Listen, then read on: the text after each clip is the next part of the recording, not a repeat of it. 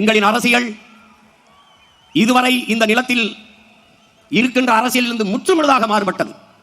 அரசியல் என்பது ஒரு வாழ்வியல் என்ற புரிதலோடு இந்த களத்திற்கு வந்த பிள்ளைகள் நாங்கள்.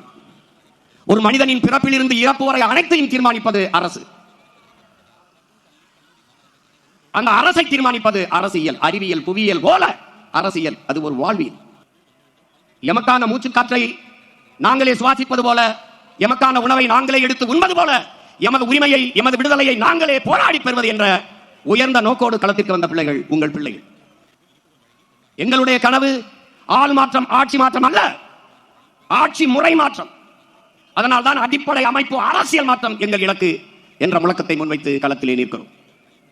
கட்டிய கட்டடத்திற்கு வெள்ளையடிக்க வந்த சீர்திருத்தவாதிகள் அல்ல, அந்த கட்டடத்தை இடித்துவிட்டு புத்தம் புதிதாக புதிய ஒரு கட்டடத்தை கட்ட வந்த புரட்சியவாதிகள் நாங்கள். வெளிப்படையாகவே அநீதிகளால் கட்டமைக்கப்பட்ட சமூகத்தை தகர்த்து முற்றுமுழுதாக புதிய ஒரு சமூகம் படைப்பதுதான் புரட்சி என்கிறான் இளைய புரட்சியாளன் பகத்சிங்.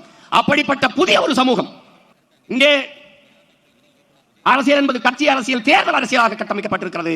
மக்களுக்கான அரசியல் இல்லை. இங்கே செய்தி அரசியல், விளம்பர அரசியல் இருக்கிறது. சேவை அரசியல், செயல் அரசியல் இல்லை.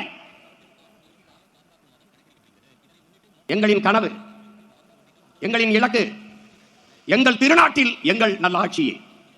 பசி, பஞ்சம், ஊழல், லஞ்சம், கொலை, கொள்ளை, சாதிய இழிவு, தீண்டாமை, அடக்குமுறை, ஒடுக்குமுறை, பெண்ணிய அடிமைத்தனம், பாலியல் வன்கொடுமை, வள கொள்ளை, மது, மத போதை, இது ஏதுமற்ற புதிய ஒரு தேசம் செய்வோம். மக்கள் புரட்சியால் அதை உறுதி செய்வோம் என்ற பெருங்கனவோடு களத்திற்கு வந்த பிள்ளைகள். கல்வி, கல்விக்கேற்ற வேலை, அதற்கேற்ற சம்பளம், அதை கொண்டு வாழ்கிற பெருமைமிக்க வாழ்வு, அதுவே எங்களுடைய கனவு. காட்டு வளம், கனிம வளம், கடல் வளம், மலை வளம், மண் வளம் எல்லாவற்றையும் காப்பது, தொழில் வளர்ச்சி, பொருளாதார மேம்பாடு, இவற்றுக்கெல்லாம் ஒரு அரசியல். இது நாடு தமிழ்நாடு, தேசம் தமிழ் தேசம். இங்கு வாழ்கிற மக்களின் மொழி, கலை, இலக்கியம், பண்பாடு, வழிபாடு எல்லாவற்றையும் காப்பது ஒரு அரசியல். அந்த அரசியல் தமிழ் தேச அரசியல்.